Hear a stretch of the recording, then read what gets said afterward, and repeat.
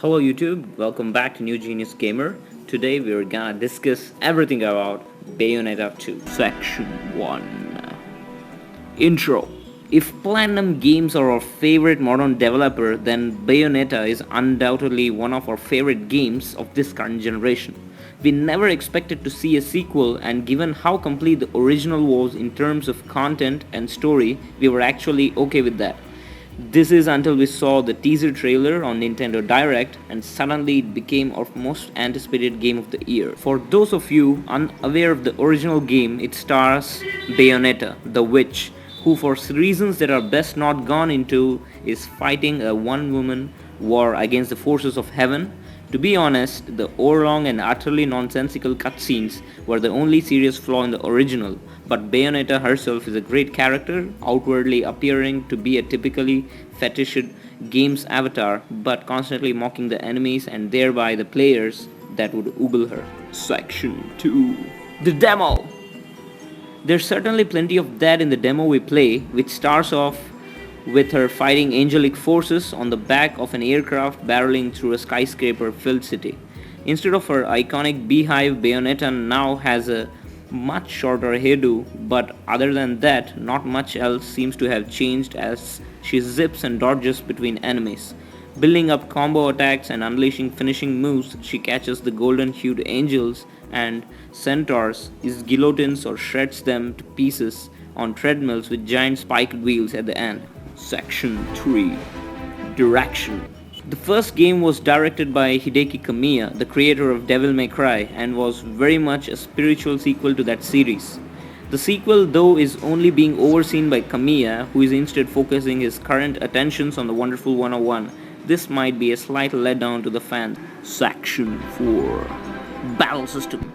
Bayonetta can attack using both fists and guns, which are attached as high heels to her boots by default, and in the original at least gains access to a range of specialized melee weapons as well. There's also Witch Time to be mastered, which rewards you with a period of slow motion if you dodge right at the last moment. Equally important to the game's appeal is its refusal to follow any normal rules or logic or reality. As the fight continues, fellow witch Jian turns up and the two beginning jumping off the back of pursuing jet fighters, before smashing through a skyscraper and ending up being pursued by a giant angel with a baby's face on top of a train. And that's all in the opening 10 minutes. To finish off the giant baby monster, Bayonetta summons one of her demonic familiars, which as in the first game are woven together from her own hair. Section 5. New additions. What is also brand new is the optional touchscreen control system, which we are initially very wary of. As it's explained to us, though, this is specifically for new or less experienced players and also lowers the difficulty level. It ends up working a little like DS Zelda games or Ninja Gaiden Dragon Sword in that everything, including movement, is controlled from the touchscreen.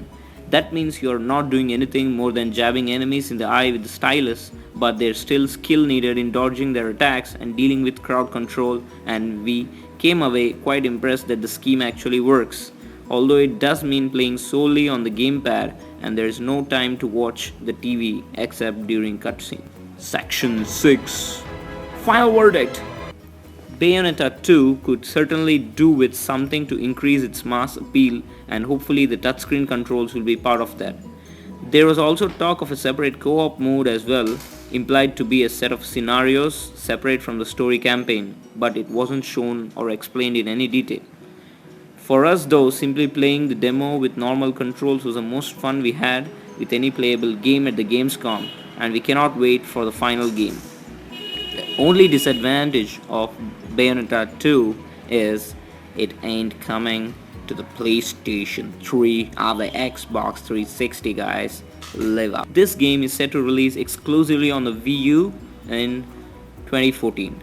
Thanks for watching. Please like, comment and subscribe. This is Dr. Shrivira from New Genius Gamer signing out. See you guys in the next video.